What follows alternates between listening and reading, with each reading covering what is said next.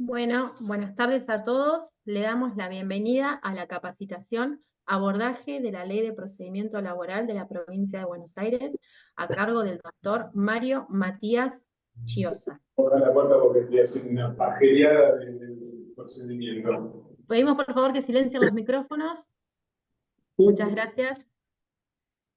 Bueno, les cuento que el doctor Mario Matías Chiosa es abogado egresado de la Universidad de Buenos Aires, Facultad de Derecho y Ciencias Sociales. Finalizó sus estudios en el año 1991. Magíster en Derecho del Trabajo y Relaciones Laborales Internacionales de la Universidad de 3 de Febrero, especialista en Derecho del Trabajo. Está matriculado en el Colegio de Abogados de la Provincia de Buenos Aires, Departamento Judicial de Azul, en la Cámara Federal de Apelaciones de Mar del Plata, en el Colegio Público de Abogados de Capital Federal y en el Colegio de Abogados de Entre Ríos. Antecedentes en el ejercicio libre de la profesión. Especialista en Derecho del Trabajo, en Derecho Civil y Comercial y en Derecho Administrativo.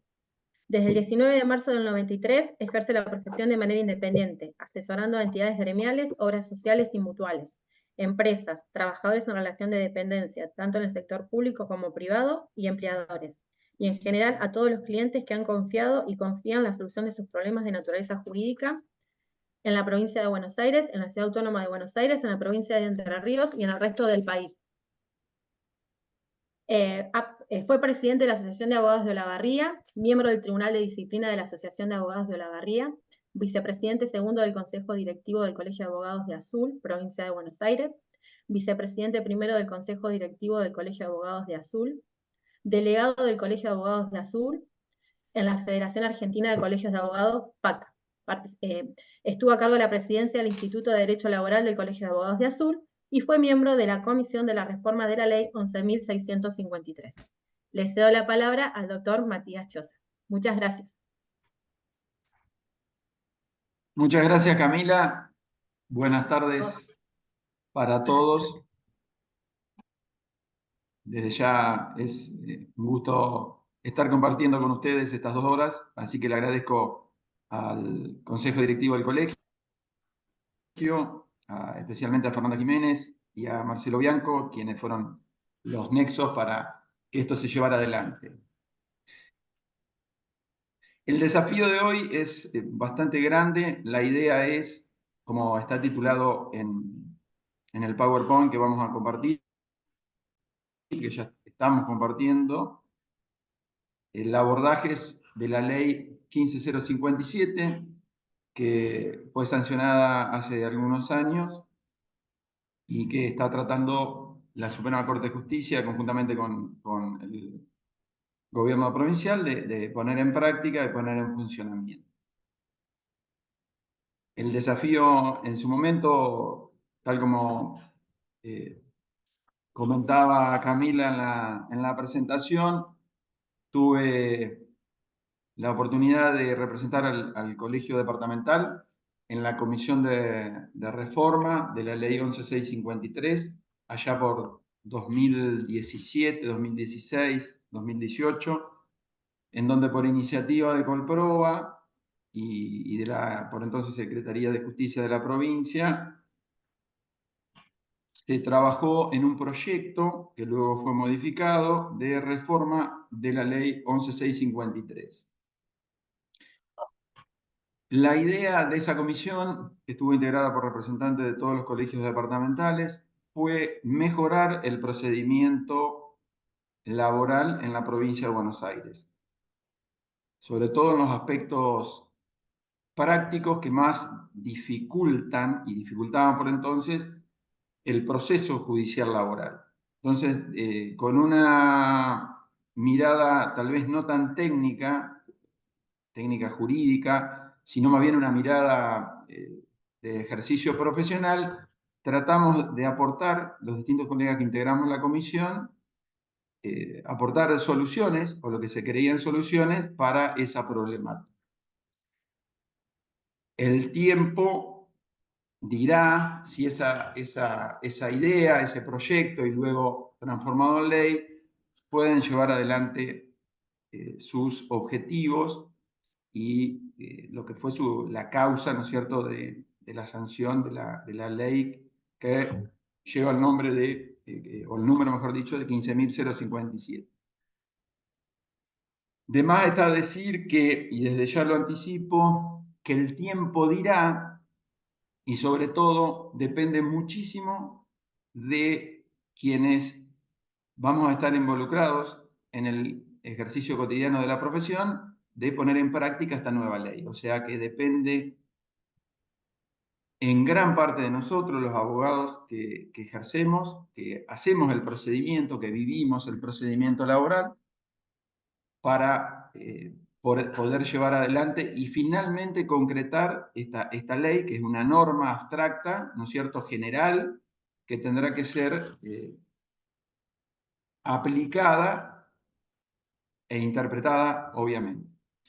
Bueno, ya yendo para el abordaje, le decía que el desafío es grande porque vamos a tratar de dar, en estas 2 horas que nos ha asignado el colegio, vamos a tratar de abordar todos los artículos de la ley, prácticamente completos, ojalá que el tiempo nos dé, porque la idea es empezar a conocer esta nueva ley de procedimiento. O sea, reconozco que hay muchísimas cuestiones que es muy reglamentarista en algunos aspectos, distinto a lo que es la ley 11.653, que era de una redacción muy simple, lo cual, bueno, generaba muchísimos problemas, si bien este, el Código Civil y Procesal de la provincia se aplicó siempre supletoriamente, ello generó, esa simpleza era también una falencia, digamos, de la vieja ley. Así que bueno, digamos, la idea es, tienen en la pantalla un PowerPoint donde están en 48 filminas desarrollados los temas que vamos a ver hoy.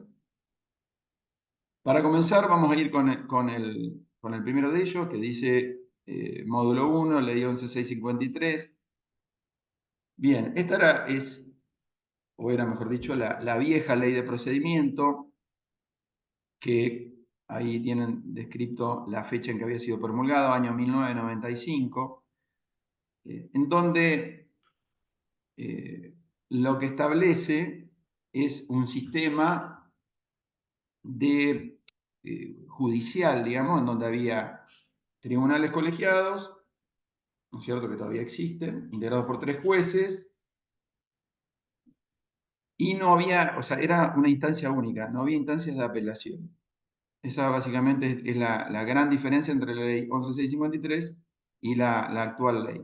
En ese marco, los abogados solamente teníamos la posibilidad de plantear recursos de aclaratoria y de revocatoria ante el mismo tribunal que tramitaba la causa, y luego de dictada una sentencia, la posibilidad de, conforme lo prevé la Constitución de la Provincia de Buenos Aires, de plantear recursos extraordinarios de inaplicabilidad de ley o de nulidad.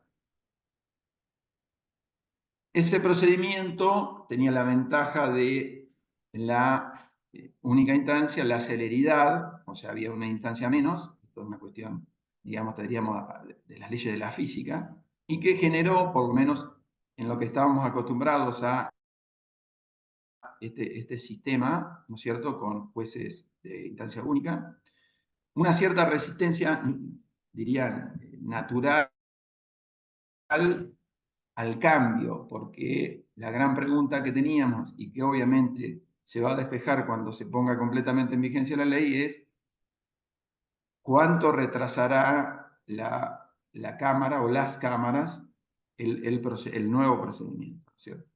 Pero bueno, la realidad es que antes, con la ley 1153, básicamente el sistema que todos conocemos era de esa manera. No vamos a entrar acá a evaluar y hacer un cuestionamiento sobre la ley 1153, porque en realidad la ley 557, que vemos ahora, ¿no es cierto?, lo que busca justamente es superar la problemática que estaba en la vieja ley. Acá, como verán, la fecha de promulgación fue el 16 de noviembre de 2018, o sea, de prácticamente hace 6 años. Lleva el número en el boletín oficial de 28.408 y, como dice ahí, establece un nuevo procedimiento laboral en la provincia. ¿Sí? Esa es el título y es la intención plasmada en la ley, ¿no es cierto? También modifica la ley orgánica del Poder Judicial, la 5827, que establece cómo está organizada la administración de la justicia en la provincia de Buenos Aires. Esta ley, digamos, empezó a entrar en vigencia en febrero de 2020, pero es recién este año, a través de la resolución 1840 de 2024, resolución de la Suprema Corte de Justicia, que ahí seguramente alguno de ustedes ya la ha leído o habrá escuchado, básicamente establece cuáles artículos de la ley 15.057 son de aplicación inmediata. Les voy a adjuntar más adelante, luego finalizada la clase, para que aquellos que quieran tener claro cuáles son los artículos de aplicación inmediata, hay un trabajo de mis colegas, del doctor Mariano Natale y Eduardo Lentella, de reciente aparición. Ellos fueron miembros de la Comisión de Reforma y diría fueron de los que más trabajaron en la Comisión de Reforma.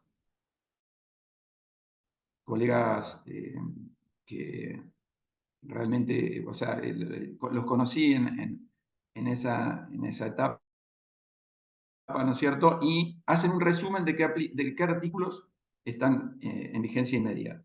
También se crea una mesa de diálogo y análisis. Esto lo estuve consultando en nuestro colegio, o sea, el Colproa. La duda que tenía al leer sobre la mesa de diálogo y análisis era si esta estaba funcionando, si era a nivel superestructura o si era una mesa a nivel departamental. Rápidamente, la respuesta fue que esta mesa de diálogo y análisis funciona dentro de la superestructura de la Corte, por decirlo de alguna manera, y nosotros lo tenemos como representante, o sea, del Colproa, ha designado a quien preside el Instituto de Derecho Laboral del Colproa, que es el doctor Eduardo Lentella, con quien, bueno, previamente a esta charla estuve intercambiando mensajes con él, está a disposición y la idea es hacer una charla, invitarlo a que nos cuente un poquito el estado de avance, ¿no es cierto?, de la implementación. Un aspecto importante en la nueva ley de procedimiento es que, por imperio del artículo 89, se mantiene la aplicación supletoria del CPCC. Esto es muy importante porque le da una solvencia, y entiendo yo que va a ser en muchas cuestiones que están reguladas de una manera, por decirlo así, novedosa, digamos. Es una especie de, o sea, en la ley van a haber mucha normativa que tal vez termine pecando de voluntarista, digamos, de alguna manera. Pero este resguardo de la aplicación supletoria del CPCC, sobre todo en cuestiones de medidas cautelares, va a venir muy bien, repito, porque es una norma que tiene años, tiene décadas de aplicación, y en donde tanto los jueces laborales como los jueces civiles, que muchas veces tienen que intervenir en cuestiones laborales, lo tienen claro, ¿no es cierto?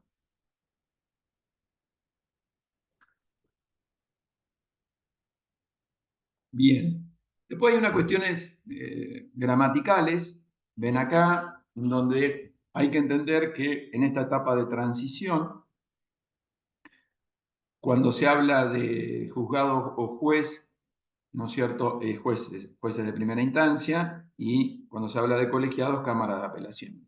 Obviamente que por ahora los tribunales de trabajo siguen funcionando como tales, y hay que dejar en claro, a modo de anticipo de todo esto, que por ahora la doble instancia no está funcionando. Y no se sabe cuándo va a empezar a funcionar. Ahora bien, yendo ya a los artículos en concreto y a los principios que informan a la nueva ley de procedimiento, el artículo 1 nos menciona oralidad, celeridad, gratuidad para el trabajador y derechohabientes, inmediación, concentración, publicidad, buena fe y efectividad de la tutela de los derechos sustanciales. Bueno, esta amplitud de principios o gran cantidad de principios, de alguna manera responden a esta voluntad de mejorar el procedimiento, sobre todo a celeridad, ¿sí? Que es tal vez la mayor problemática de los juicios laborales. O sea, nosotros tenemos, todo aquello que ejercemos la profesión, hemos transitado por expedientes que han durado más de una década, y actualmente pasa eso, ¿no es cierto? Entonces, lo que van a ver que estos principios, si bien son abundantes, por decirlo de alguna manera, y tienen que interpretarse también con los principios de la Ley del Derecho al Trabajo, que establece la 2744, leyes concordantes, la idea es eso, es decir, tratar de pensar y desarrollar un procedimiento laboral que sea ajustado a los tiempos que necesita lo justiciable, es decir, sobre todo el trabajador, ¿no es cierto?, necesita una rápida satisfacción a sus pretensiones. Digo trabajador porque normalmente es el sujeto principal en el derecho del trabajo, más allá de que también hay acciones que tiene el empleador, y no por esto significa una discriminación hacia él. Digo que normalmente la celeridad, que luego iremos en algunos artículos puntuales viendo cómo podemos lograrlo, bueno, está presente en este primer artículo. Rápidamente pasamos al artículo número 2, ¿no es cierto? Que, bueno, ya formalmente establece que los juzgados de trabajo y cámaras de apelación del trabajo tendrán a su cargo la administración de la justicia laboral. Bien, acá una breve aclaración o un anticipo, que obviamente eso después esperemos que se plasme así. El departamento nuestro, el Departamento Judicial Azul, va a ser sede de una sala de la Cámara de Apelación del Trabajo. Es decir, que comprende el departamento completo nuestro, más Trenquelauquen, ¿sí? Esto está así en la ley que establece la creación, ¿no es cierto?, de las salas, lo cual es digamos, una sanción que favorece al departamento. Esperemos, ¿no?, que esto es un compromiso de todos, de trabajar para que esto se concrete. Bien, y ahora ya vamos al tema de la competencia. Antes les anticipo o les digo lo siguiente. La idea de la clase es dividirla, en principio, en 3 bloques de 40 minutos, estimativamente, para que podamos, tanto quienes escuchan como quien habla, para tener un breve descanso, y después continuamos. Bien. Todos me escuchan bien, ¿no? Bueno, ahora vamos al tema de la competencia. Y acá ya vamos a ir de alguna manera haciendo hincapié en algunas cuestiones que son trascendentales. Los juzgados de trabajo, o sea, se mantiene básicamente la cuestión de competencia de la vieja ley 11653. ¿Sí? Ustedes van a ver de la A a la J están los distintos conflictos, los distintos temas en los cuales los juzgados de trabajo tendrán competencia. Se mantiene en la A la clásica controversia individual del trabajo, ¿no es cierto? Acá después se mantiene el tema de las ejecuciones de las asociaciones sindicales, demanda de desalojo. Ustedes van a leer. La novedad es que expresamente se contempla el trámite para regulación de honorarios judiciales y extrajudiciales. Esto fue, obviamente, acá se ve de alguna manera el interés nuestro en incluir cuestiones que estaban afuera de la ley. Y acá hay un tema que generó muchos debates, que es el inciso J, el tema de la revisión de las resoluciones dictadas por las comisiones médicas jurisdiccionales. ¿Por qué digo generó mucho debate? Porque en ese momento, cuando estábamos trabajando en la Comisión de Reforma, estaba la adhesión de la provincia o la reciente adhesión de la provincia a la ley 27348. Entonces, había primero, un gran debate y por otra parte estaba de alguna manera en signo de pregunta cómo la Suprema Corte iba a interpretar esa adhesión de la provincia. Acá la cuestión, digamos que después me gustaría desarrollar, es algunos cabos sueltos que quedan, sobre todo con el tema de qué tribunal o qué juzgado va a entender. Y la otra cuestión es la prescripción de la acción, ¿no es cierto?, que establece la ley 24.557. Más adelante lo vamos a desarrollar.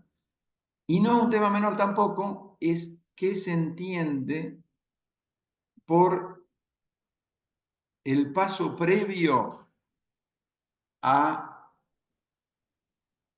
la instancia judicial de la comisión médica. Esto remite obviamente a la instancia previa que estudiamos en la Facultad en Derecho Administrativo. ¿Se acuerdan que había que previamente una acción judicial? Bueno, este es un tema que, si bien en todas las acciones de daños y motivadas en la ley 24.557 y normas complementarias, nos ha hecho trabajar bastante, no por eso se ha profundizado algunos aspectos puntuales que luego desarrollaremos. Bien, y acá van a ver que en esa cuestión de competencia y a modo simplemente de pregunta, digo, ¿cómo influirá la ley bases, ¿sí?, la ley 27.742, de reciente sanción y entrada en vigencia, ¿no?, fecha de entrada en vigencia a principios de julio de este año, en donde hay alguna modificación, lo habrán visto ya, en el artículo 2 de la Ley de Contrato de Trabajo. Esto puede llegar a impactar a futuro, ¿no es cierto?, en el tema de la competencia.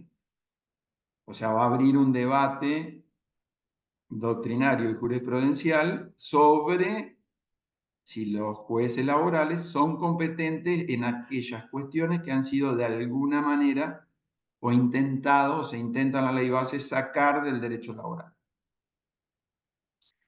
Anticipando, porque bueno, podemos decir, me puedo, digamos, considerar un abogado laboralista que el tema va a estar en el inciso A, ¿no es cierto?, del artículo que establece la competencia, ¿no? Porque ahí está remarcado en negrita, vuelvo a la diapositiva anterior, establece que los jueces entenderán aún en controversias fundadas en normas de derecho común. ¿Sí? Eso nos va a dar una herramienta para que, frente a la conveniencia del derecho del trabajo para nuestro cliente, sostener la competencia de los juzgados laborales. Hay una novedad que ya venían aplicando, esto lo pasé por alto, es importante. Hay una novedad en la ley. En ese entonces ya había algunos tribunales del interior de la provincia de Buenos Aires que homologaban de manera directa acuerdos entre empleador y trabajador. Nosotros, por ejemplo, acá en Olavarría lo empezamos a poder utilizar, digamos, esa vía judicial de la homologación directa a un convenio hace poco tiempo relativamente, y esto generaba muchos problemas por el tema de la cosa juzgada, sobre todo, porque teníamos que ir al Ministerio de Trabajo, con la demora que significaba en la homologación y notificación del acuerdo. Pero bueno, esto se ha superado, es un paso adelante y ha sido incorporado ya en ese momento, se incorporó como una cuestión que los juzgados del trabajo sí o sí tienen competencia. Bien. Bueno, ahora yo les decía un tema que obviamente verán que preocupa, que es el tema de las comisiones médicas.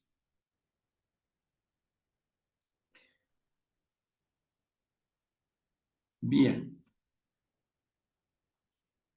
Ahí en la diapositiva el encabezamiento fue comisiones médicas, instancia judicial y la prescripción de la acción. Bien. Acá siempre como tal vez una reflexión primaria, se ha olvidado, o nos hemos olvidado tal vez muchos, de esta cuestión no menor de tener que pasar por la instancia administrativa. ¿Sí? Esto no tengo la respuesta, obviamente, ni el argumento que triunfo sobre otro, pero digo, no nos olvidemos nunca que hay cuestiones que se plantean en comisión médica que, planteadas fundadamente, yo entiendo que deberían abrir de manera directa la instancia judicial. No obstante eso, la ley es muy clara, tanto la ley 27348 como la ley de procedimiento nueva, en el sentido que tenemos que pasar por comisión médica. Ahí tienen la reglamentación particular y van a ver que, entre otras cosas, estas son las cosas principales, entre otras cosas vemos que la revisión será interpuesta por el trabajador o sus derechohabientes ante el juzgado de trabajo que resulte competente, a través de una acción laboral ordinaria, dentro del plazo de 90 días hábiles judiciales computados de la notificación de la resolución emanada ante la Comisión Médica Jurisdiccional, bajo apercibimiento a caducidad. Bueno. Todos sabemos que en comisión médica las cuestiones que se plantean son diversas. Vamos a las básicas. Disconformidad con el alta y divergencia en la determinación de incapacidad. Entonces, ¿qué se va a entender? Que yo simplemente con ir a la comisión médica, pasar uno de los procedimientos ya está. ¿Sí? Por lo menos así se viene haciendo hasta ahora. No hay una exigencia mayor sobre esto, pero espero que el temor no se cumpla de alguna manera, no se convierta en realidad, de que el agotamiento de la instancia administrativa, que es lo que está detrás de todo esto, sea de todas las distintas variantes que estén involucradas en comisión médica. Hoy con pasar en comisión médica hay una resolución, listo, venimos al Tribunal de Trabajo. Ahora bien, esta es una cuestión. La otra cuestión es, no menor, es competente el juzgado de trabajo de la comisión médica o del lugar de prestación de tareas, ¿no es cierto? O entramos a jugar las opciones de competencia que establece la ley, ¿no es cierto? Bien. Estas son cuestiones que no están claramente establecidas. Lo que sí está claro que, con buen tino, digamos, la acción atrae a todos los recursos que estén a nivel comisión médica. Es decir, si la ART interpuso un recurso para la Comisión Médica Central, por ejemplo, bueno, la interposición de la demanda atrae, es como una especie de fuero de atracción, digamos, concreto. Bien, la otra cuestión preocupante, por cierto, es el tema, léanlo, está en el tercer párrafo, dice, si las partes consintieran los términos de la decisión de la emanada de las comisiones médicas jurisdiccionales, tal resolución hará cosa juzgada administrativa en los términos del artículo 15, quedando definitivamente concluida la controversia. No me animaría a decir que ninguna de las resoluciones de la comisión médica sean definitivamente, pongan fin y sean cosa juzgada material. Así como está escrito, pareciera que sí. Y el otro tema, que es una evidente, yo lo llamo contradicción, es el cuarto párrafo donde cito el artículo 44 de la ley 24.557 que establece la prescripción bianual, la de siempre. Entonces, más allá del plazo de caducidad que me establece el artículo, si yo estoy dentro de los 2 años, ¿puedo interponer una acción judicial? Es una pregunta. Los juzgados, luego las cámaras y finalmente la Suprema Corte lo tendrán que resolver. Entiendo que en esto hay una prioridad absoluta de la ley de fondo, una cuestión de la prescripción de la acción es un tema que las provincias, ¿no es cierto?, delegaron en la nación y por lo tanto es la nación quien ha regulado este tema a través de la ley de riesgo de trabajo. ¿Sí? Entonces, insisto con esto, 2 años a partir, ¿no es cierto?, de el hecho generador de la cuestión, ¿no es cierto?, del siniestro laboral o eventualmente de algún otro hecho que se dé como consecuencia de ese siniestro laboral. Bien.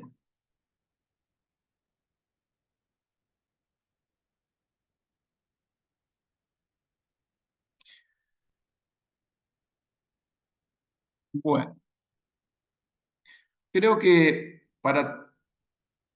estamos en 40 minutos. Yo tomaría ahora, no sé si Camila está escuchando, un pequeño descanso de 5 minutos y porque ya el tema siguiente ya arrancamos con la presentación de la demanda, ¿no es cierto? Y son temas distintos, digamos. Así que, si les parece bien, hacemos un break.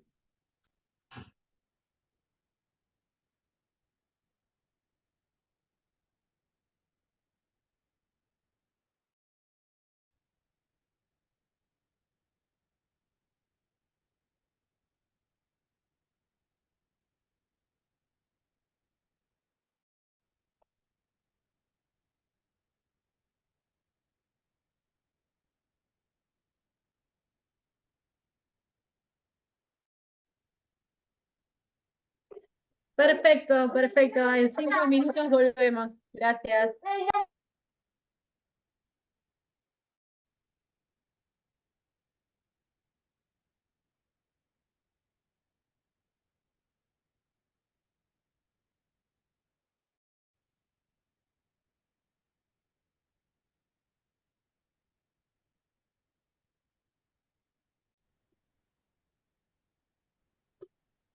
Bueno, gracias Camila.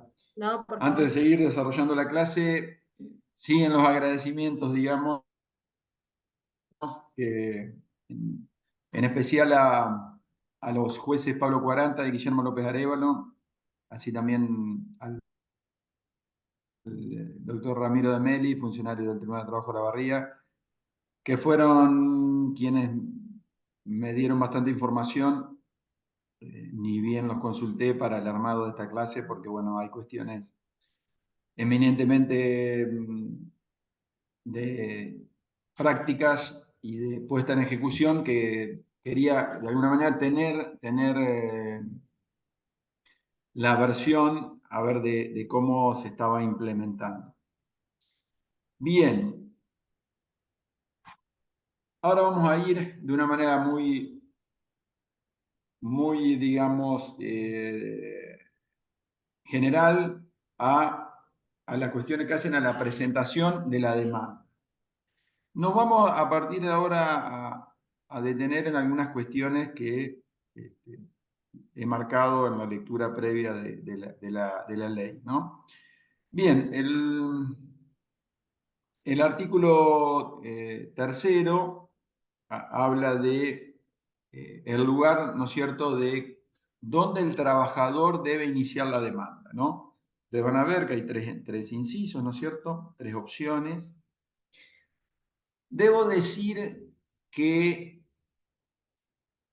esta cuestión, digamos, genera siempre una pregunta que digo, ¿por qué el trabajador no puede iniciar la demanda ante el lugar de su domicilio? Porque en realidad quien está en una peor condición desde el punto de vista económico, en la relación económica, ¿no?, que se da entre empleador y trabajador, sin duda, que es el trabajador que no alcanza muchas veces con los beneficios de gratuidad, etcétera, ¿no es cierto? Que son lógicos por otra parte, porque un trabajador que se queda sin laburo, lo que menos tiene es plata para pagar un procedimiento judicial. Pero bueno, esto a modo, si se quiere, anecdótico, que obviamente entiendo se le dio prioridad al derecho de defensa, ¿no es cierto?, y garantía de defensa del juicio, que tan claramente está en la Constitución Nacional y en la Constitución Provincial. Y la otra cuestión es la competencia territorial de la Justicia Provincial del Trabajo es improrrogable. A mí, reitero, frente a un conflicto donde hay jurisdicción de dos provincias eventualmente, no sé si están así. Pero bueno, son por ahí, nosotros estamos en el centro de la provincia de Buenos Aires y será que eso, por lo menos acá en Olavarría, no hay tanta cuestión sobre esto. Bien. Después hace una referencia, ahí yo lo marqué con negrita, en caso de muerte, quiebra, concurso. Ahí hace referencia, ¿no es cierto?, a lo que conocemos como el fuero de atracción.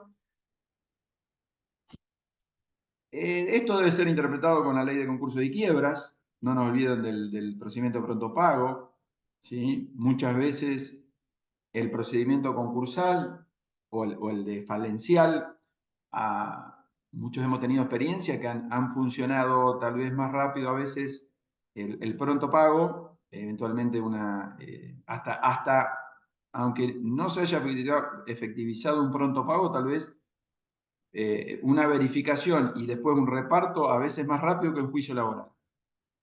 Así que eso, bueno, no es que tengamos que ir al fuero laboral. Esto, obviamente, sigue, inclusive reitero, hay que tener en cuenta siempre la cuestión de reparto de competencia que establece la Constitución Nacional. El Código de Fondo, en este caso puntual, son, ¿no es cierto?, el Código Civil, el tema de las sucesiones, ¿no es cierto?, y el caso de quiebra o concurso, la ley de concurso y quiebra, ¿no? Bien. Vayamos a un tema, el artículo 6, que habla de la inhibición, ¿bien? O sea, los jueces se podrán inhibir en razón de la materia. Y después algo que les va a llamar la atención, no sé qué grado de aplicabilidad, acá creo que es voluntarista la norma, ¿no? Léanlo, dice, queda prohibida la intervención de abogados o procuradores cuya presencia en el proceso puede generar causales de recusación y excusación. cuando dicha intervención comience después de consentida la actuación del juzgado. Bien. No es que sea un artículo relevante, ¿sí? Simplemente me pareció, me llamó la atención. Bueno, y ahora vemos algo nuevo de la ley, algo nuevo, en relación siempre a la ley 11.653. Esto se trabajó un montón, que es deberes de los jueces, artículo 8, en donde van a ver que tienen establecidos qué deberes tienen, o sea, se distinguió entre deberes de los jueces, deberes de los secretarios, inclusive se quería avanzar un poquito más, pero bueno, quedamos en regular de alguna manera, establecer obligaciones concretas de los jueces y de los secretarios, una especie de división de tareas también. Como verán, son bastante incisos, no vamos a entrar en detalle ahora en cada uno de los deberes, pero tienen directa relación de alguna manera con los principios eso de celeridad, de inmediación, ¿no es cierto?, que busca la ley de procedimiento.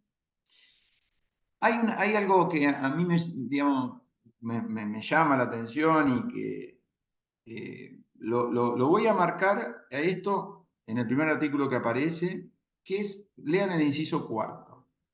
Cuando dice fundar toda sentencia definitiva o interlocutoria, respetando jerarquía de norma y los principios de congruencia y progresividad. Congruencia y progresividad. Acuérdense, porque después vamos a marcar unas cosas y nos vamos a acordar de esto. ¿Sí? Porque, se los anticipo, van a haber artículos en donde los jueces tienen de alguna manera la posibilidad de fallar más allá de lo que las partes pidan. Así se entiende, por lo menos. No sé esto cómo, o sea, cómo va a terminar adaptándose o bien rechazándose estas normas por inconstitucionales, inconvencionales, etc. Lo digo a modo nada más preventivo, por decirlo de una manera. Bueno, y el artículo 12, lo traigo a colación acá conjuntamente con los deberes de los jueces, habla de ordenar de oficio medidas convenientes para el desarrollo del proceso. Esto es una novedad, o sea, la idea de el juez, director del proceso, con todas las herramientas, como diciéndole, tenés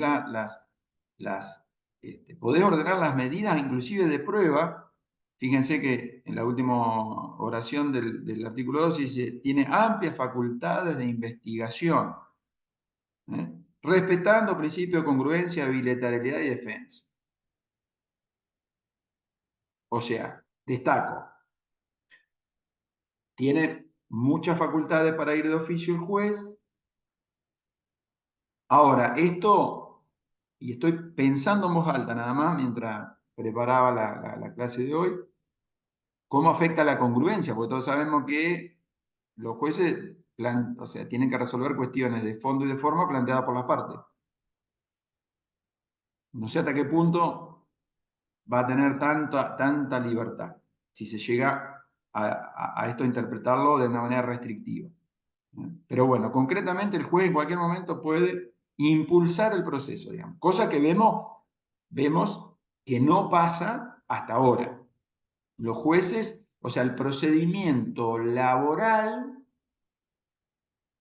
por efecto, vamos a echarle la culpa a la ley 11.653, porque yo, a ver, recuerdo que cuando empecé a ejercer la profesión, y no es una crítica, no quiero que ninguna de estas apreciaciones se entienda como una crítica hacia el funcionamiento de los juzgados o de algo, o sea, no es la idea de la clase, digamos. La idea es tratar de aprender y conocer la nueva ley. Pero digo, cuando empezamos a ejercer hace mucho tiempo, los tribunales hacían oficio, cédula, o sea, el expediente lo llevaban los jueces, concretamente con todos, ¿no es cierto?, sus funcionarios y empleados.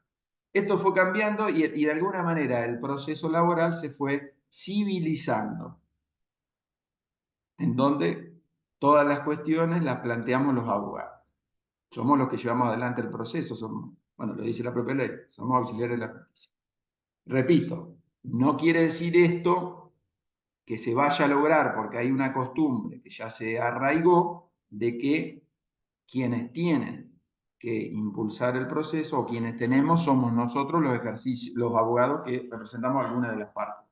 En especial la parte trabajadora, porque al empleador no le interesa mucho, esto está claro, ¿no? Que el juicio se dilate, aunque la justicia divina los ha castigado este año con la aplicación de barrios, ¿sí?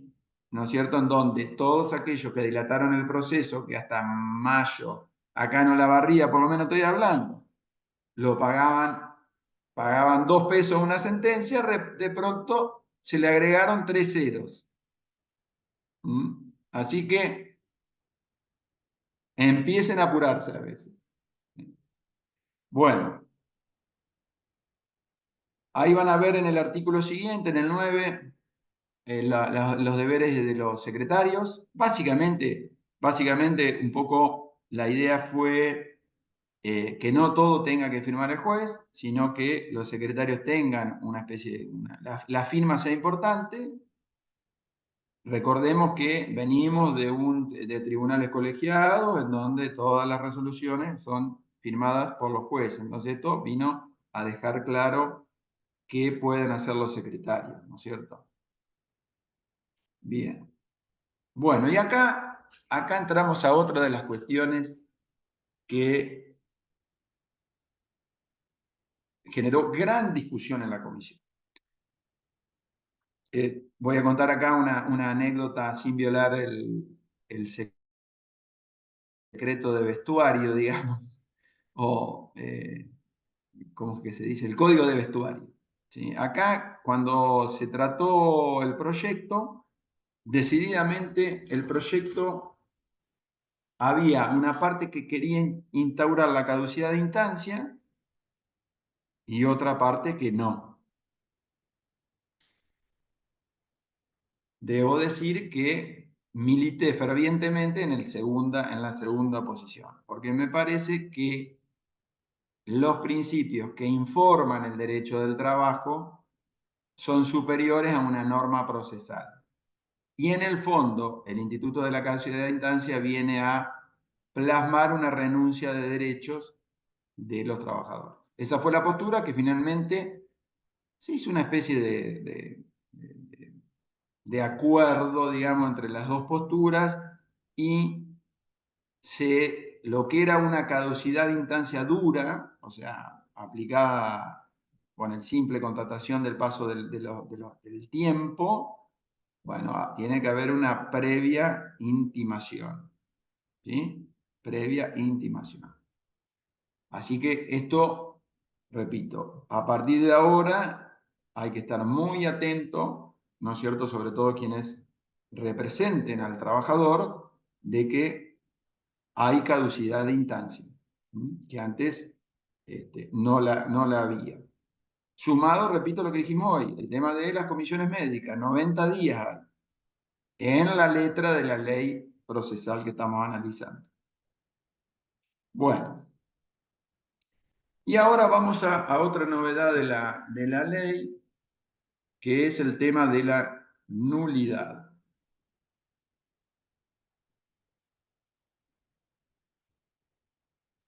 Nulidad del procedimiento. Bien, ahí van a ver los artículos 12 y 14, hablan de una manera bastante confusa de la nulidad del procedimiento. Por un lado, el 14 dice las nulidades siempre se decretan a petición de parte, pero por otro lado dice en algunos supuestos que el juez podrá declararla de oficio. Pero sin embargo el 12 le dice al juez, como director del proceso, que tiene que evitar las nulidades. A ver, vayamos al tema concreto, y esto tal vez es un artículo que está destinado más a los funcionarios judiciales que a nosotros. ¿Por qué? Porque más de una vez nos hemos encontrado, fijada ya la audiencia a vista de causa, que hay alguna cuestión que entendíamos precluida y se manda a subsanar un vicio o defecto que tal vez fue la notificación de la demanda. ¿Sí? ¿A quién no le pasó, no es cierto, esto alguna vez?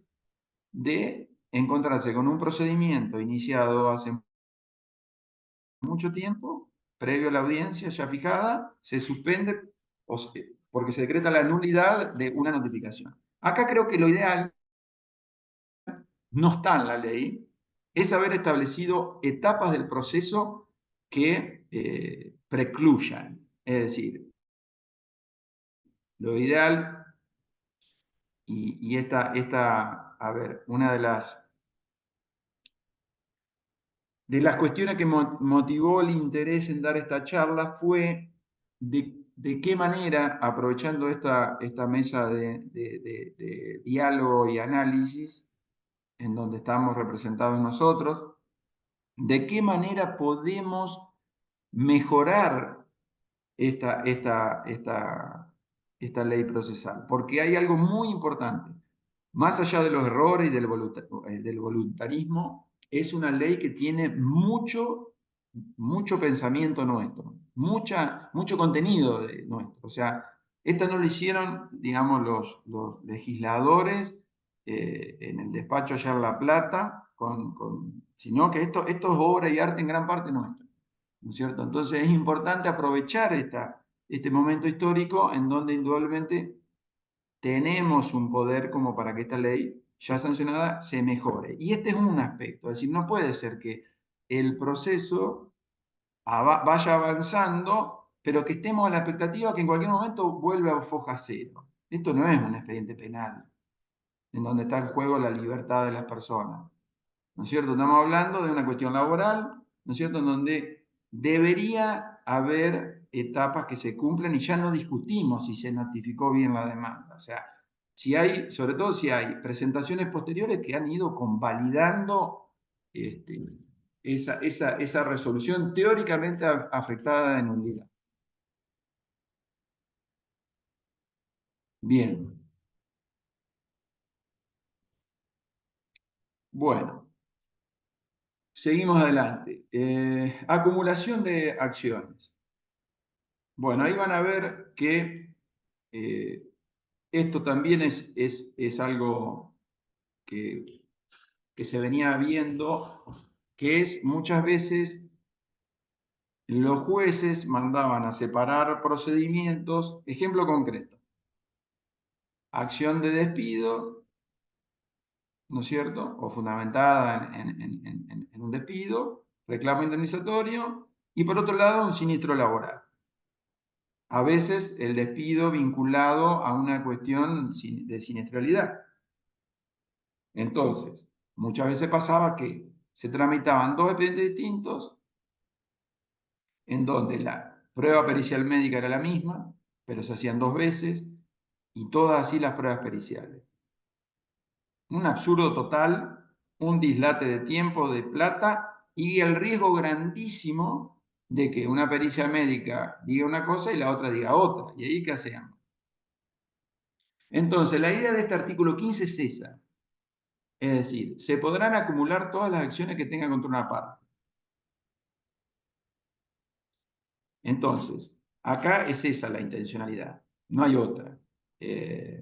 Obviamente que al final siempre deja la puerta abierta a los jueces, podrán ordenar por resolución fundada la separación de los procesos. Pero la idea es esa. La idea, repito, vuelvo al artículo primero: celeridad en mediación, etcétera, etcétera, etcétera. Entonces, parece de lógica pura que frente a cuestiones en donde la prueba sea la misma, sean tratadas en el mismo expediente cuando las partes son las mismas. Sí, podrá ser en la acción de despido al empleador y en la acción de siniestralidad, de siniestro, ¿no es cierto?, de reparación, la RT aparecerá. Pero bueno, son cuestiones indudablemente que se entiende que se pueden acumular. Bueno, después nos metemos con las recusaciones y excusaciones. Acá en el artículo 7 habla de las... no nos vamos a detener en esto. Sí, lo que queda claro que los jueces de los tribunales del trabajo no podrán ser recusados sin expresión de causa. O sea, elegir el juez acá en el Tribunal del Trabajo no podemos. Más allá de que se aplican las normas de recusación y excusación del CPCC. Bueno, tema notificaciones. Tema notificaciones. Acá se trató de agilizar las notificaciones. Vamos a necesitar mucha interpretación judicial para que la intencionalidad se logre. ¿Por qué? No voy a entrar en detalle concreto del artículo 16, es muy extenso, pero primera advertencia. Cuando dicen, y esta es una pregunta, ustedes van a ver artículo 16, ¿no es cierto? Las notificaciones que estamos conociendo, martes y viernes se notifica por nota, teniendo en cuenta el sistema digital, ¿no es cierto?, con el cual trabajamos. Pero acá planteo lo siguiente. Dice, se notificará personalmente o por cel. Yo no sé por qué acá se mete a todo en la misma bolsa. Ustedes fíjense, notificación personalmente por cédula. Primero, ¿qué es? ¿Al domicilio real? ¿Al domicilio constituido? Acá, no sé si lo compartirán. Me gustaría este tema que sea un objeto de debate. Porque más que hablar de notificación personal o por cédula, digo, ¿notificación al domicilio real o al constituido? Entonces ahí establezco al real y hago una lista de qué va al real. Traslado de demanda, lógico. Declaración de rebeldía, pregunta. Porque sí, sabemos que esto después en la práctica, cuál es al real y cuál es bien. Pero debería haber quedado claro ese tema y no quedó. La otra cuestión y esto es una crítica concreta a la ley, ¿por qué no se incorporó la posibilidad de utilizar herramientas que tenemos y que resguardan el derecho de defensa, ¿no es cierto?, las garantías constitucionales, que son, por ejemplo, una notificación por escribano o una notificación por carta de documento? Se perdió una ocasión inmejorable para esto haberlo concretado. Y me parece que es una obligación nuestra plantearlo, porque no podemos estar años para trabar la litis, cuando sabemos que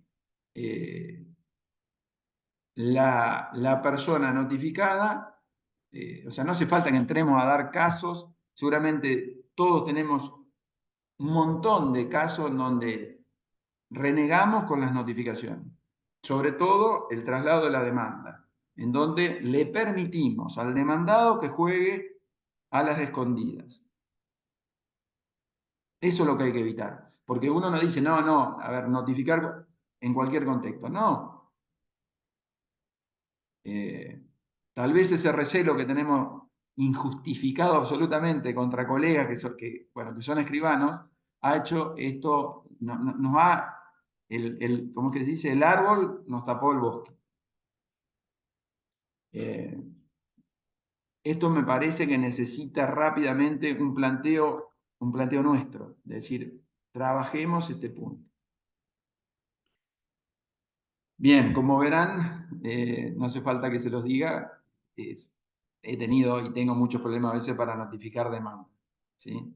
Y eso que están funcionando, digamos, esto no es una crítica hacia los oficiales de justicia, digo, el procedimiento es así, no es que sean los oficiales de justicia quienes lo aplican mal, sino que se perdió un momento para modificar esta cuestión. Bueno, salimos de notificaciones. Y nos vamos a plazos legales. El artículo 17, bueno, una cosa muy clara, ¿no? Los plazos legales se computan por días hábiles y serán perentorios e improrrogables. En materia de proceso laboral, hablar de improrrogabilidad del tiempo es de imposible cumplimiento. Imposible. Esto no deja de ser una expresión de deseo, digamos. Bien. Matías, perdón, acá en el chat un Sí, colega nos dice que la aplicación progresiva del registro de domicilios electrónicos de la Suprema Corte irá acotando mucho esto, nos dice Federico Calaciveta. bueno, sí, gracias por el dato. El tema, o sea, la crítica, digamos, es la idea de la ley de procedimiento laboral era incorporar todo en la ley. Y me parece que este tema que es tan importante, porque es muy importante, o sea, estamos hablando tal vez de un acto procesal de los 3 o 4 más importantes del proceso. Y merece en el texto de la ley, ¿no es cierto?, la incorporación de medios, digamos, ágiles, de una manera reglamentada en la ley, que impida cualquier ataque o vicio, ¿no es cierto?, de nulidad. Esa era la crítica, digamos.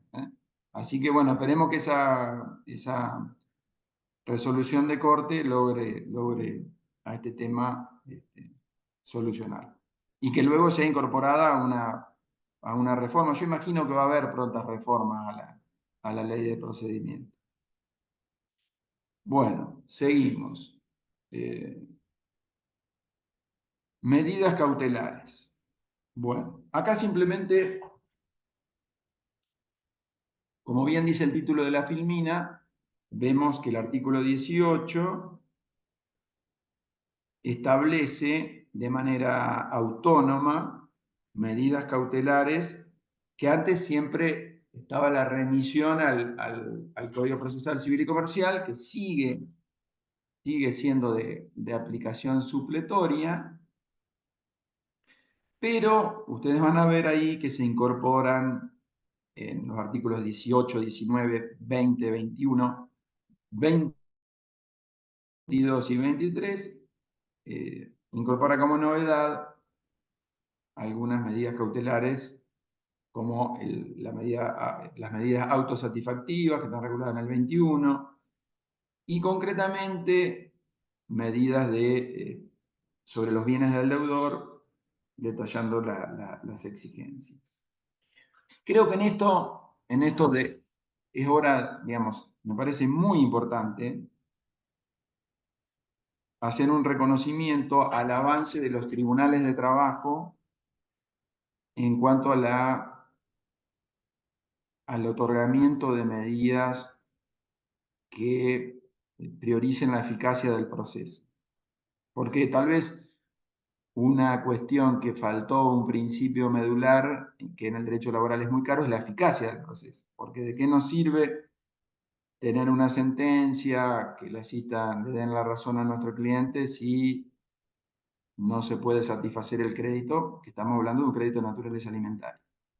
Entonces, creo que los tribunales, recuerdo cuando comencé a ejercer la profesión, la única medida cautelar que daban luego del mandamiento de embargo y embargo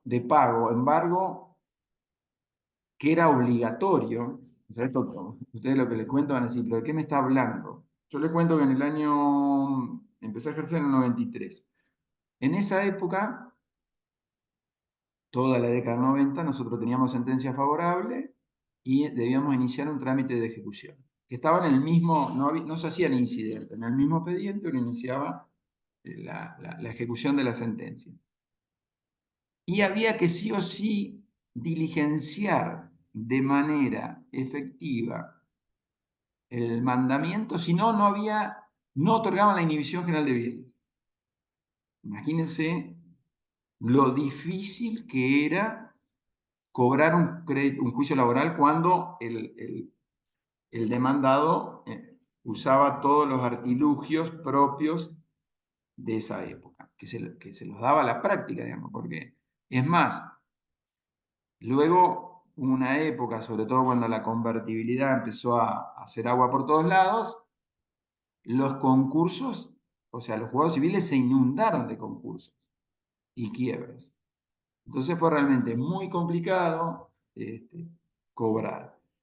Hoy, tal vez no nos damos cuenta, pero, y hablo del Tribunal de Trabajo de la Barría concretamente, que es el que más conozco, bueno, las medidas cautelares no solamente se dan de una manera muy flexible durante el proceso y después del proceso. Hay medidas como intervención para recaudar, extensión de la responsabilidad en un incidente de intervención para recaudar. O sea, en esto se ha avanzado un montón, por imperio obviamente del laburo que hemos hecho nosotros y que los funcionarios y los jueces finalmente entendieron.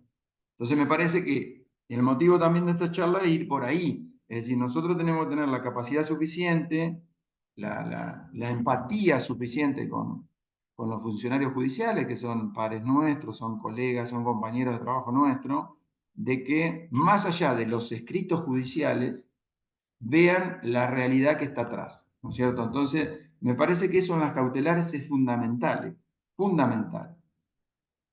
Bien. Bueno, y acá destaco las medidas autosatisfactivas. Ahí tomé, como verán, una definición de Jorge Peirano, que fue de alguna manera un doctrinario que hizo punta en esto, ¿no? Con las medidas innovativas. Bueno, ahí van a ver en qué consiste, de manera conceptual, es muy genérico, ¿no? Una medida autosatisfactiva.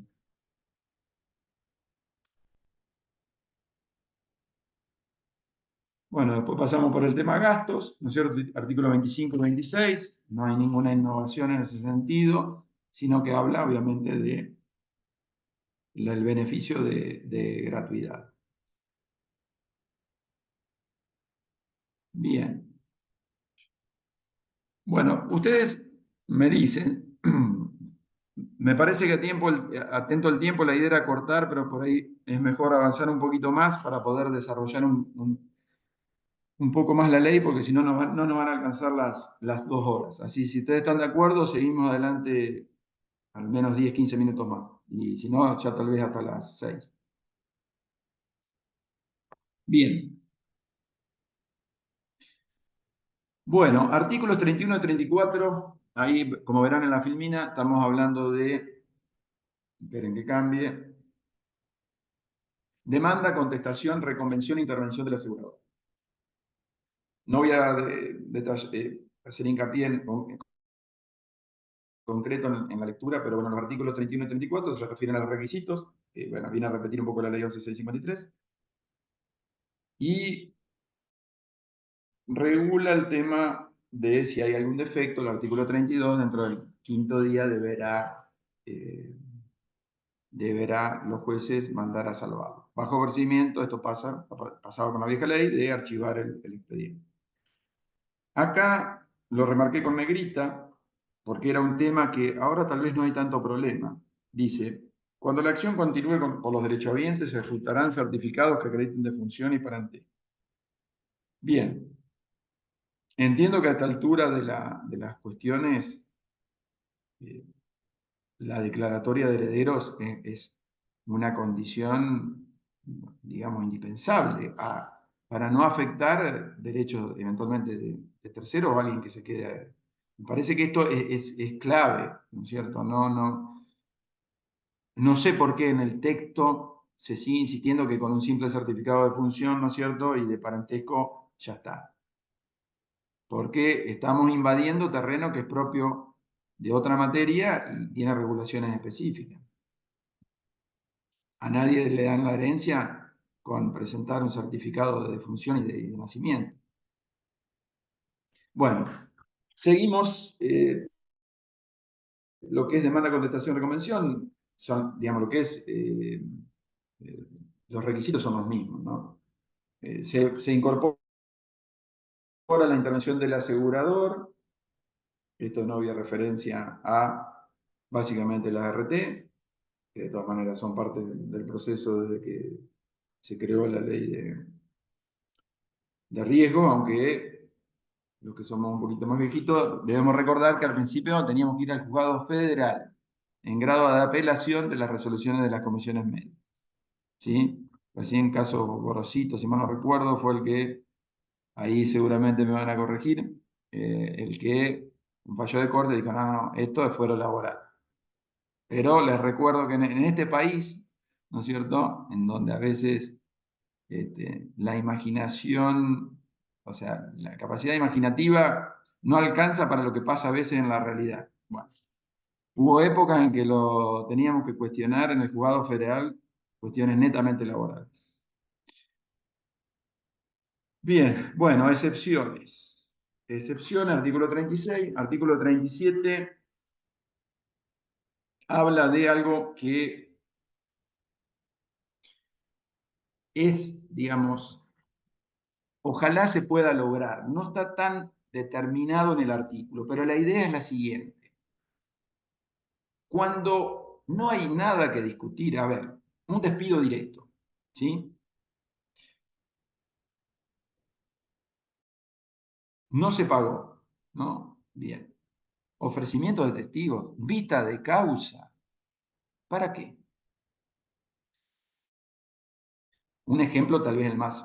Pero acá la idea, ojalá se logre en pos de los principios de solidaridad, es que, a ver, no hay nada que discutir, está resuelto el tema, o bien la prueba, reconducirla a cuestiones vinculadas estrictamente al proceso, ejemplo, una pericia médica, una pericia contable.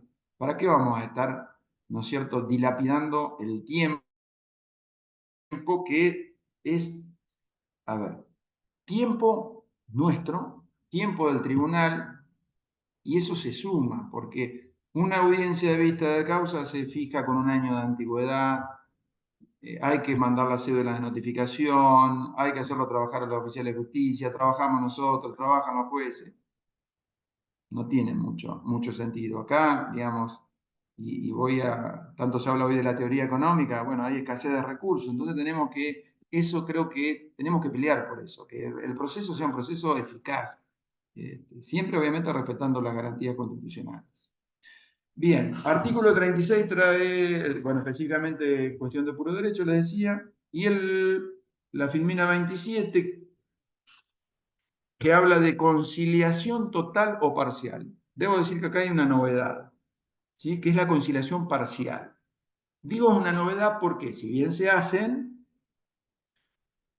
mucho tiempo sufrimos el tema de ¿puedo arreglar con fulano? ¿Sigo adelante? Y contra Mengano, bueno, esto que generaba dudas está resuelto en el artículo 30, ¿no es cierto?, donde dice conciliación total o parcial. Y una novedad en esta época en donde siempre hay que pagar tasa de justicia, si bien está en modo facultativo, porque dice, los jueces podrán eximir a las partes, está en singular porque es el juez, ¿no? Podrá eximir a las partes, si esta lo solicitan, el pago de tasas. ¿Mm? Así que hay que seguir pidiendo la exhibición del pago de tasa de justicia, que es un montón. Y sobre tasa, obviamente. Bien. Bueno, acá traslado de demanda. Vayamos a artículo 33, que hace referencia a ese acto procesal tan importante, ¿no es cierto? Notificación de traslado de la demanda, artículo 33. Y acá, marco, van a ver en negrita, declaración de rebeldía se tendrá por notificada por Ministerio de la Ley. O sea, por nota. Pero el artículo 16, ese que hoy estábamos analizando, dice: se notificarán personalmente o por cédula. C, la declaración de rebeldía.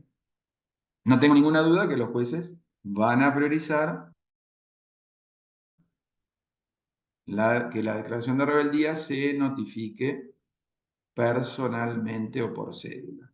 Y le agrego al domicilio real, porque justamente si no está presentado domicilio constituido, no hay.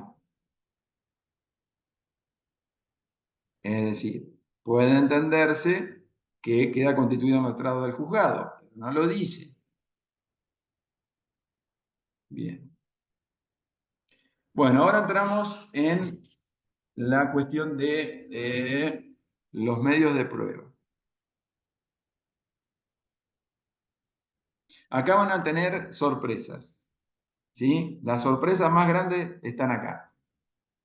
Bueno, van a ver que el 42 regula la prueba testimonial. Primera sorpresita, dice que se puede admitir una cantidad mayor a 5 testigos.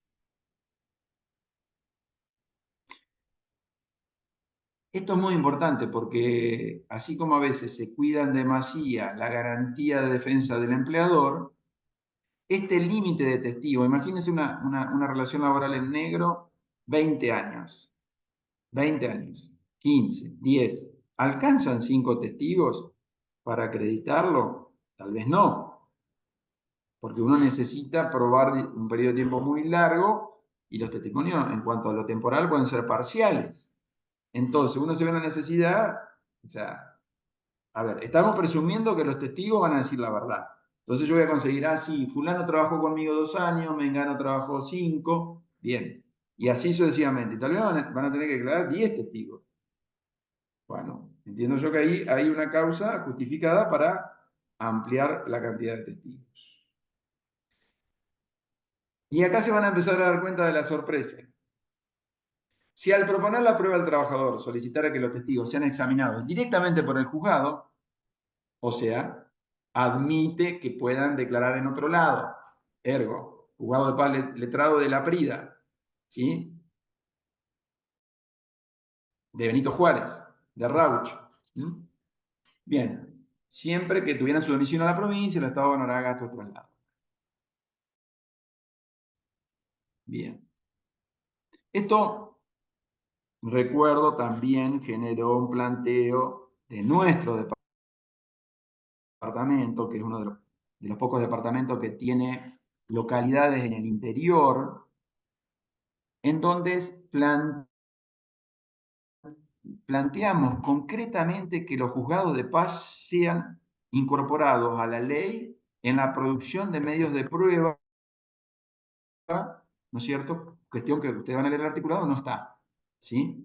Se tiene que interpretar de una manera amplia, ¿no es cierto? Pero creo que es otro aspecto fundamental de hacerlo, ¿sí? Reitero, sin ánimo de criticar ni nada por el estilo, pero el día lunes de esta semana, 8:30 de la mañana, 5 testigos, mi cliente, vinieron de la ciudad de la Madrid y otros de la parte empleadora, y la audiencia se suspendió en el momento, ¿sí? Estas cosas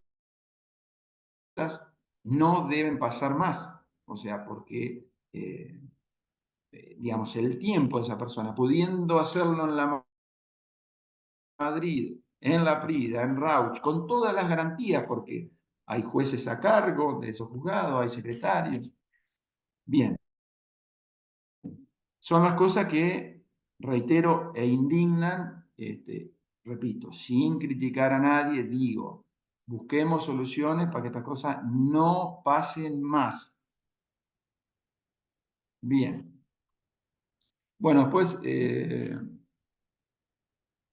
estoy mirando el tiempo a ver si llegamos, creo que sí, con todo. Bien, bien. Tema pericial, van a ver que hay algunas cuestiones sobre los peritos. Hay una novedad. El juez va a poder nombrar de 1 a 3 peritos si la cuestión técnica sometida a decisión judicial lo amerita. Después establece cómo se designa. Y una cosa importante, destaco dos aspectos. La primera es, de ninguna manera descarta la participación de las comisiones médicas,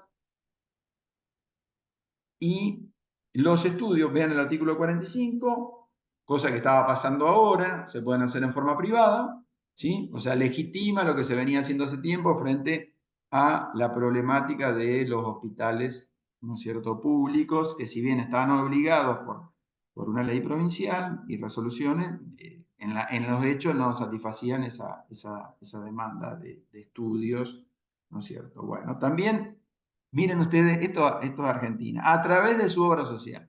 O sea, juicio laboral, bueno, a veces nos quejamos de las obras sociales, bueno, pero acá las hacemos cargo, tienen que hacer los estudios. En el fondo es un disparate, pero bueno, nos va a solucionar el problema seguramente. Y por último, en hospitales públicos. Bien, seguimos con medio de prueba.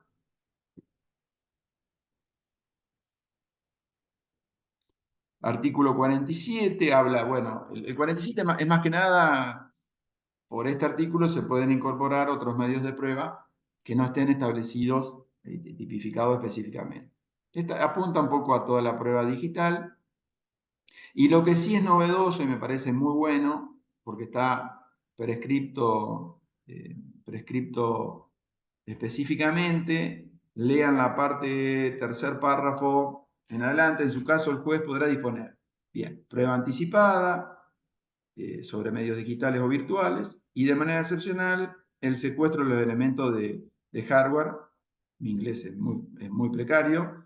Y bien, y para denegar este tipo de pruebas, dice, el juez deberá fundar el rechazo. O sea, esto es una novedad en la ley de procedimiento, está muy bueno que así se establezca. Bien, artículo 48 habla sobre los libros y registros que ya conocemos, ¿no es cierto? El plazo, el pedido de informe en el artículo 50 mantiene el plazo de 20 días, lo unifica entre entidades públicas y privadas. Y el 51 regula el reconocimiento judicial.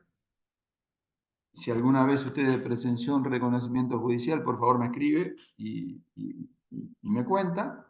Pero bueno, seguimos insistiendo con eso, lo cual me parece una medida en la teoría muy buena, ¿cierto? Porque qué mejor que a veces uno le dice cuando pide testigos, le dice al cliente, los testigos van a declarar sobre personas, lugares, ¿no es cierto? Fechas, hechos, bueno, los lugares a través del reconocimiento judicial. Pero bueno, sería tal vez de muy difícil implementación. Regula los hechos nuevos el 52.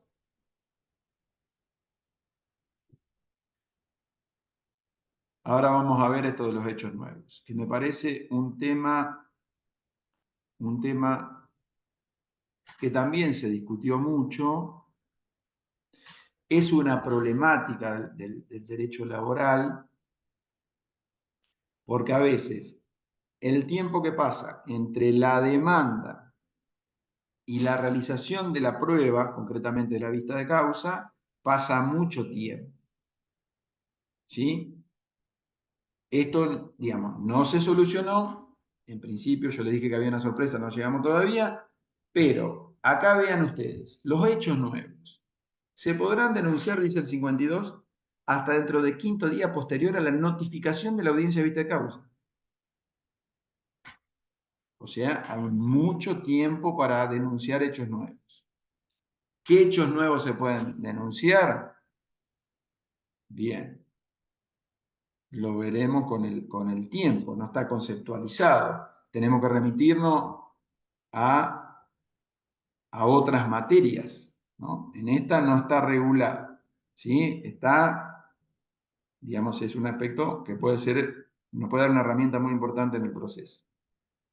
Bien, y llegamos a la gran sorpresa, audiencia a vista de la causa y sentencia. Bien, artículo 53. Creo que le vamos a dedicar los 20 minutos que nos queda a esto. no es la idea, pero van a ver que, primero, la ley establece que se utilizan todos los días de la semana, cosa que no venía pasando. Actualmente esto chequeé con funcionarios del Tribunal de Trabajo de acá. El Tribunal de Trabajo de La Barría está tomando audiencia todos los días, mínimo 2 de vista de causa, más las audiencias preliminares, que como ustedes verán, la audiencia preliminar la saltamos como alambre caído, ¿sí?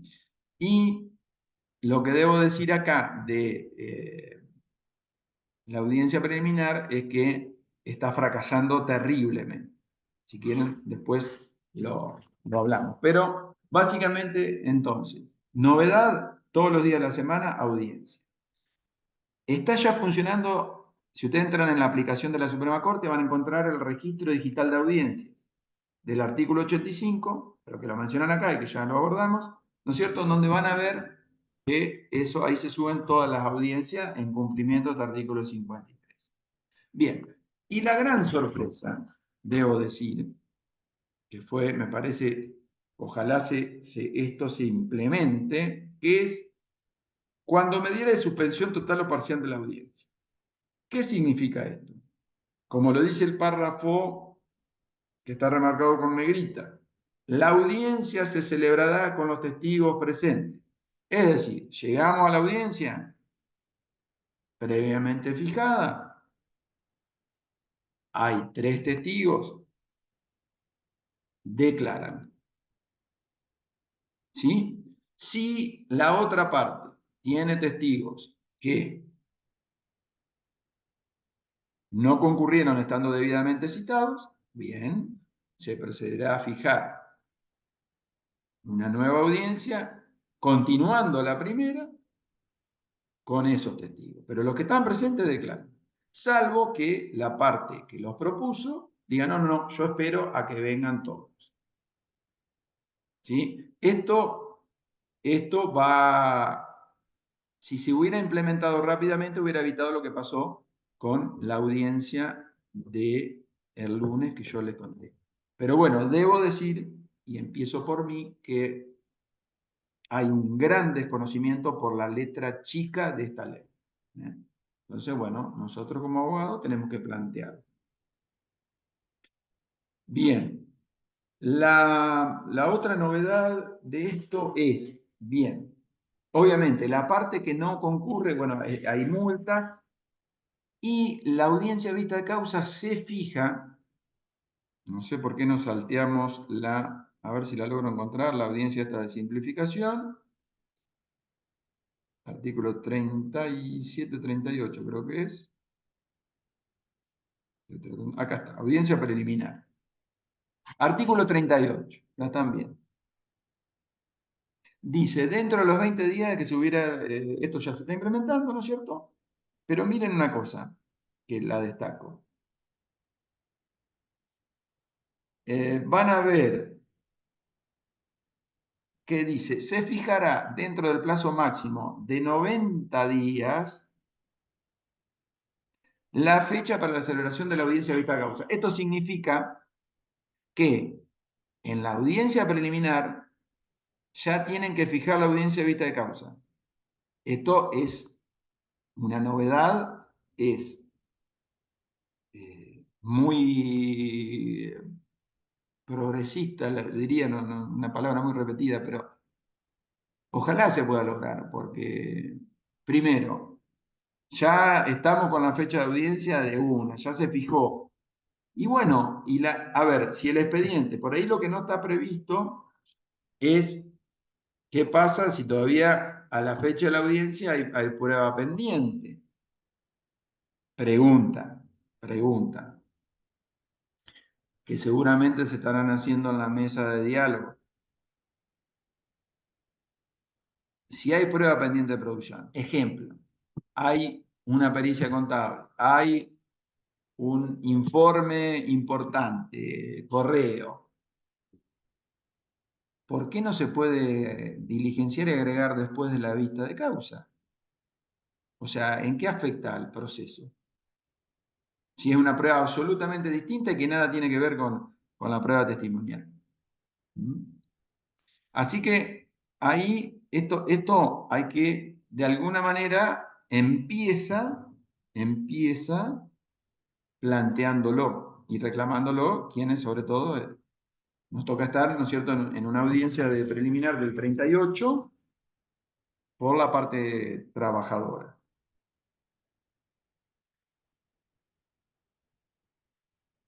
Bueno, el 39 establece también el tema de la multa, porque está pasando que no van las dos partes,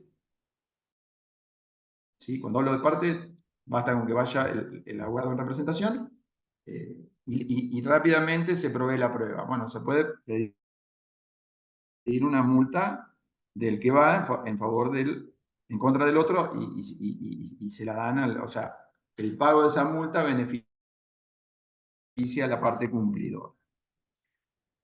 Bien.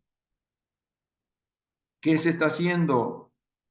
Se está permitiendo presentar un escrito conjunto en donde las partes manifiestan que no hay ningún acuerdo y que piden la apertura a prueba. Pero, reitero, si uno va por la parte obrera, trabajadora, que somos los que normalmente estamos apurados por el proceso, bien, pidamos la audiencia a vista de la causa. Bueno, y llegamos a la sentencia, faltando 15 minutos para las 18 horas. Bien, ahí están en el artículo 57 cuáles son los requisitos de la sentencia. Después leanlo tranquilo. Había algo que estoy tratando de encontrar.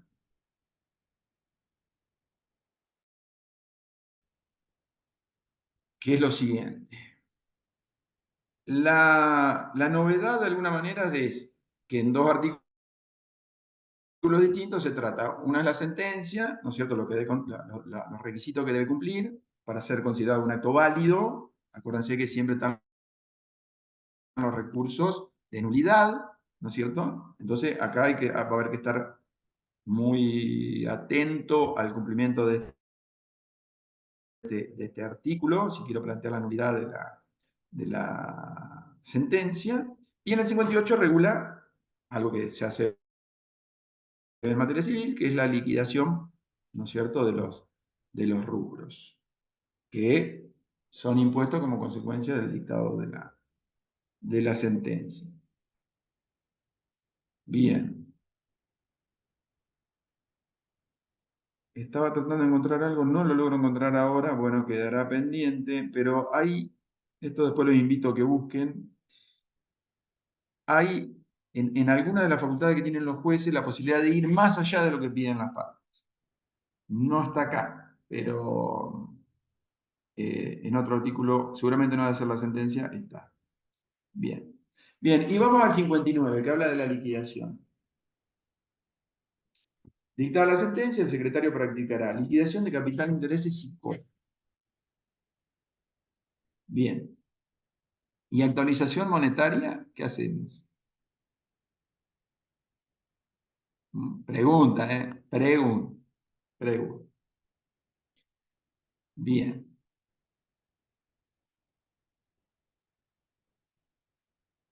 Bueno, atento al tiempo, digamos, que nos queda, que lo quiero destinar a algunas reflexiones finales. Vamos a simplemente, a modo enunciativo, ir a los procesos de ejecución.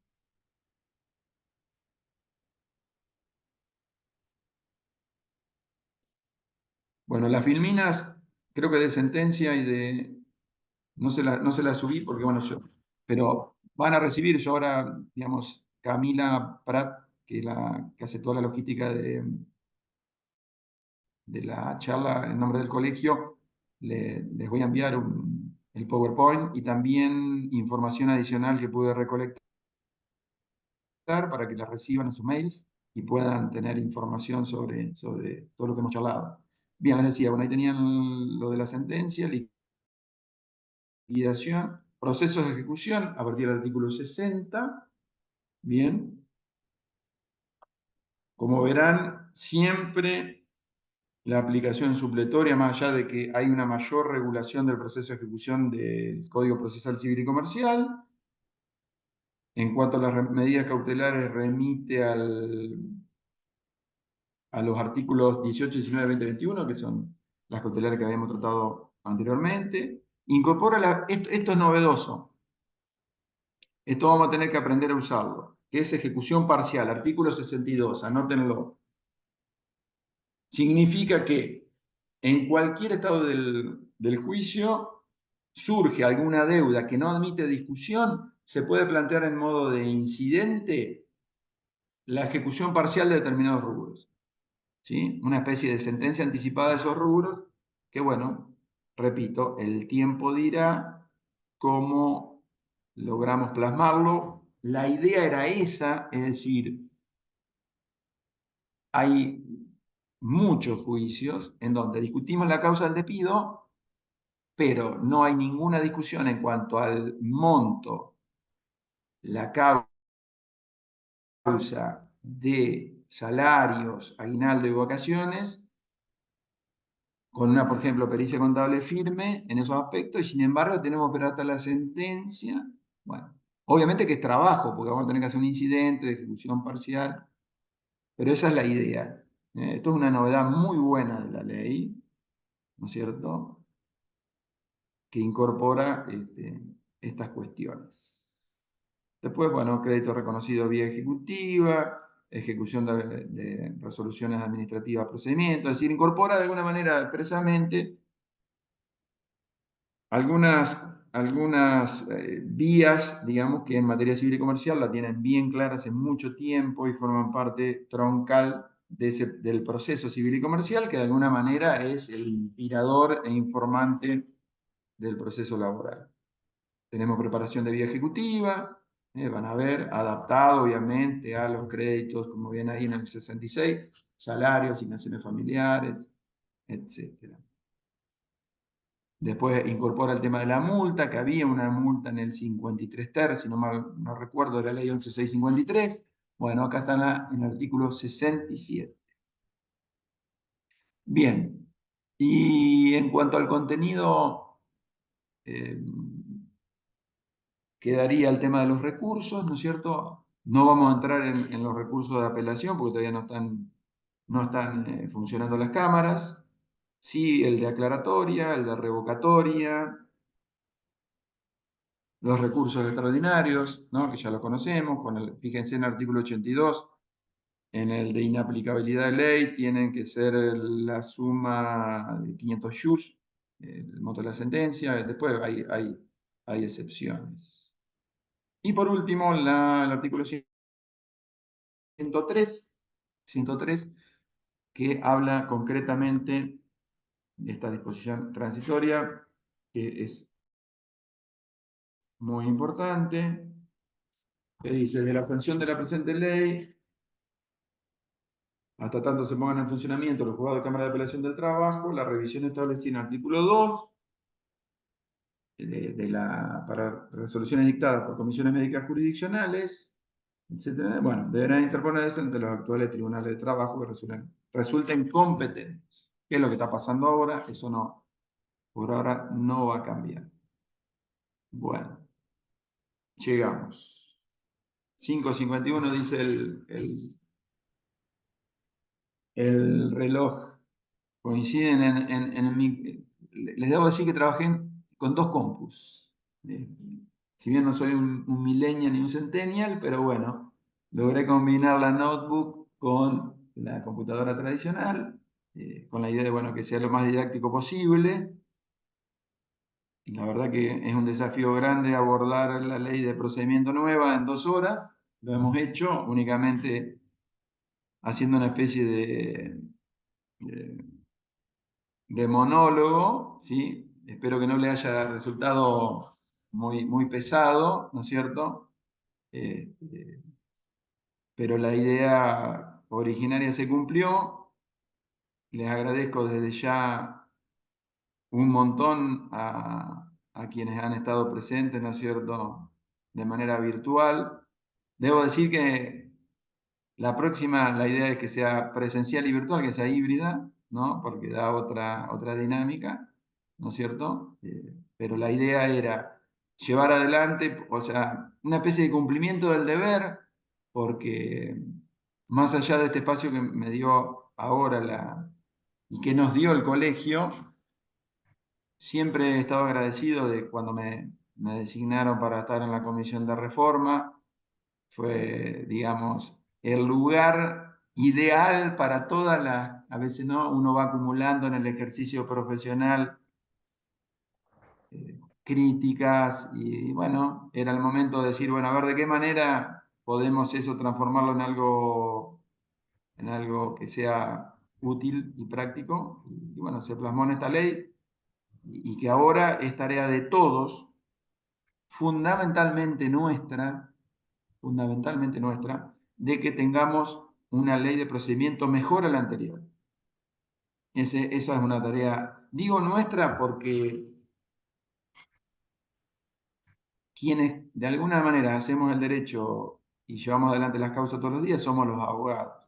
Y esto no quiere decir un menosprecio hacia los funcionarios judiciales, ni mucho menos, al contrario. Son parte imprescindible y son quienes controlan todo el proceso y lo llevan adelante. Pero a modo de ejemplo, siempre hago este comentario que es el siguiente. Y es una pregunta que hago en mis charlas. ¿Qué diferencia hubo en el caso Peralta de los Bonex con el Corralito 10 años después? En donde la Corte Suprema en uno falló en contra de Peralta, en el caso de cuando se confiscaron, ¿no?, los depósitos, y 10 años después la Corte falló diametralmente opuesto. La diferencia es que Peralta era uno solo y los corralitos que se presentaron en ese momento inundaron los juzgados del país y hubo digamos, una legitimidad de esos planteos que fue unánime, que fue avasallante. Entonces la Corte no tuvo otra cosa que reconocer la realidad de lo que pasaba. Así que la idea de esto es, reitero, que conozcamos esto, poder entender cuál era el sentido, que hay muchas cosas por mejorar y que nosotros tenemos que trabajar con el colegio, ¿no es cierto? Y con Colproba, que a través de Eduardo Lentella nos está representando, para ir puliendo cuestiones que por ahí son muy claras, como por ejemplo cómo es que la rebeldía se notifica por nota y por otro lado se notifica de manera personal o por sede. Así que la idea era por ahí abrirlo a preguntas, pero bueno, el tiempo no nos da. Reitero los agradecimientos al colegio, reitero el agradecimiento a quienes consulté y que mencioné anteriormente, ¿no es cierto?, 40, López Arevalo de Meli, y obviamente a Camila que nos acompañó ahí en la logística, y bueno, a todos ustedes. Así que, bueno, será hasta la próxima. Bueno, perfecto. Entonces, de esta manera damos por finalizado el encuentro. Muchas Bueno, acá gracias, doctor. Saludos. me había quedado una pregunta de hoy, de más temprano en el chat, que quizás lo hayas mencionado. Dice, Sí, buenas cómo tardes, no, cómo no. Matías. En el Tribunal de Olavarría, ¿es posible que un actor solicite la fijación de fecha de las audiencias de testigo se realice ya con el primer despacho de la prueba? Daniel Jiménez pregunta. Sí, casualmente es lo que abordamos fue la gran sorpresa Sí. de la charla, digamos, Claro.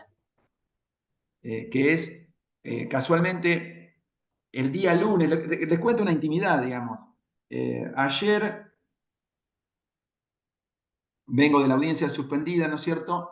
Y justo converso con Eduardo Lentella, que es el representante de Colproba en la mesa de diálogo. Y le conté, me dice, pero ¿cómo, Matías? Tenían que declarar los testigos presentes. ¿No pediste el...? No, la verdad, reconozco, no había leído esa parte de la ley, tampoco sabía que estaba en vigencia, por eso que a través de Camila le vamos a hacer llegar un resumen de qué artículos están vigentes por la resolución 1840.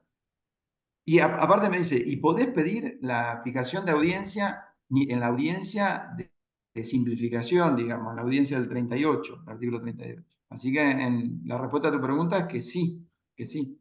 En el Tribunal de Trabajo de la Barría, en el de Tandil, en el de Azul y en cualquier otro que estemos ejerciendo nuestra profesión. Bueno, muchas gracias. Bueno, y acá en el chat hay todos saludos y agradecimientos por la exposición. Bueno, muchas gracias y igualmente para todos. Que Bueno, tengan muy buena tarde y muy buena semana. igualmente, gracias Matías, nos vemos, adiós. Bueno, nos vemos.